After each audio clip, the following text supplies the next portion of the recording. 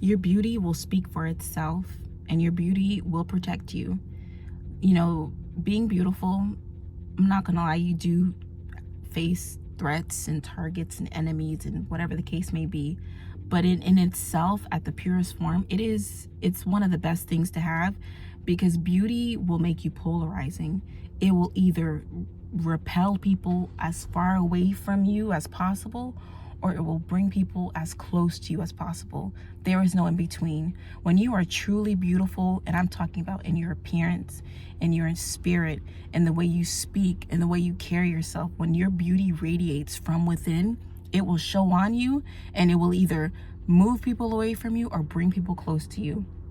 And the more you dive into that beauty, the more you really like cultivate it, and not just focus on how you look on the outside, but you focus on working on your inner work too, it's going to draw who needs to be around you. And I will say this, sadly, it can push people away from you. I noticed in my past relationship, the one I just shared about, the more that I began working on myself, the more he started treating me a certain kind of way, and it wasn't the best. I started to lose weight, and he would kind of make comments like, oh, don't get too skinny. And not even just him. There's some ladies in my church too. It's so crazy. They will mask it like concern. Like, I had this one woman say, is everything okay with you? Why are you losing so much weight? And I was telling her, like, this is actually like, I'm working towards my goal weight. I'm not even fully there. I'm still about 15 to 20 pounds away. She was like, oh, don't get too skinny. You're not going to look good. And it's not just her. There was another woman too. She was a friend of mine from my old neighborhood. I moved to a new neighborhood. And when I finally saw her, she was like, oh, she, like I said, they will mask concern as shade and hate.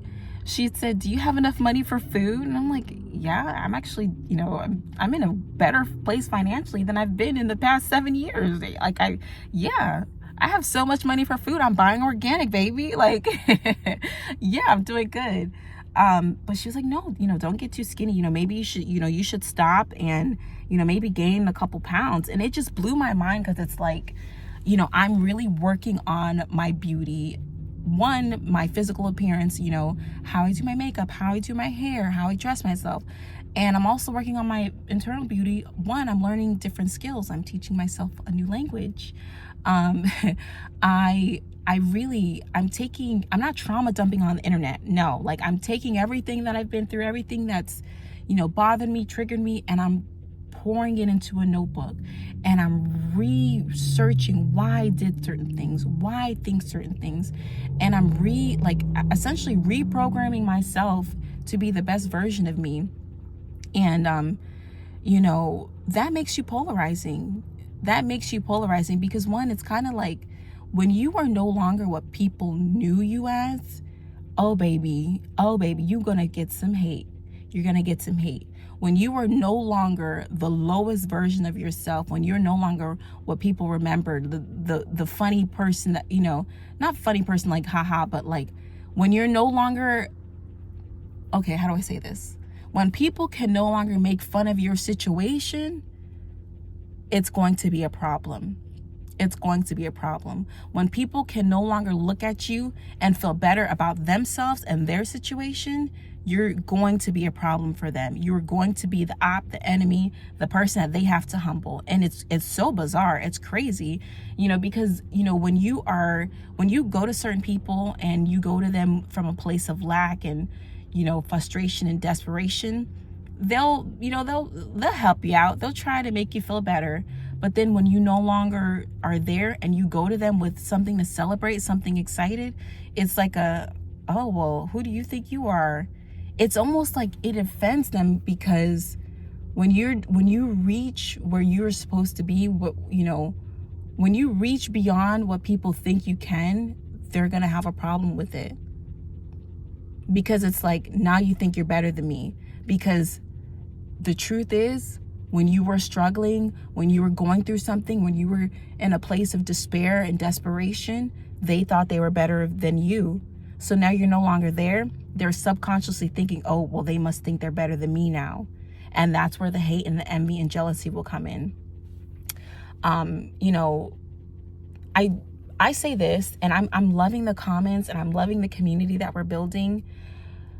Continue to be polarizing. Continue to work on yourself. Like, there's this woman, she made a comment. She said, you know, in 40 years, 50 years, you'll look back and regret that you didn't pop your stuff. You regret that you didn't show up the best you could for people who, and on honesty, baby, they're waiting, hoping that you're failing. There is somebody right now, and mind you, you could literally have less than them. You could literally be going through something that they don't even know about. You got a silent battle they don't even know about. But they are sitting there holding their breath and waiting for the moment where they can call up and celebrate your failure and your defeat. That is so crazy. That is so sick. That is so twisted. It's horrible, but it's the reality. It's unfortunately, it's the reality. Don't let that happen. Don't let that happen. There is something within you that causes a threat. There is something in you that causes disruption in somebody. And you need to figure out what that is, and you need to work on that and make it your focal point, right? If people can't stand you because you're beautiful, cultivate your beauty. Learn how to accentuate it. Learn how to maximize it. If people can't stand you because the way you speak, read more books, expand your vocabulary. If people can't stand you because you can cook well, learn how to make a better dish. Just whatever people find about you that they don't like, you go harder in that, because that is your strength and that is your superpower. The enemy attacks you where you're the strongest. Realize that. I was talking to someone, and she was sharing with me that she's having, she feels like she's being attacked mentally. And I was telling her, that's where you're your strongest. Nobody attacks you where you're the weakest. That makes no sense. No one ever attacks a weak army. You attack a strong army. So wherever you feel like you're being attacked, wherever you realize you're being attacked, wherever you realize people are trying to humble you and peg you, that is what you focus on, and that is what you highlight. Don't downplay it. Don't hide it. For me, what I realize, I get attacked the most on my beauty.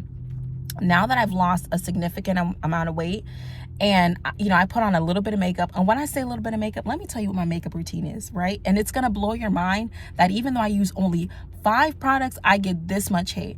I use eyebrow pencil, mascara, a liquid liner, foundation, and lipstick. I only use 5 products, and I continuously on the daily get talked about for how beautiful I am, get complimented on how beautiful I am, and I only use 5 products. Baby, could you imagine if I did a full beat? Oh my goodness, these girls will pass out. These haters would die on the floor. And I hate to say that, but that's the truth. And I hid what was my superpower for so long. And now that I'm just now pulling back the tape a little bit, it's causing a problem. So wherever you're being attacked, I want you to create a game plan to go harder in that area. All right, guys, I love you, and I'll talk to you soon.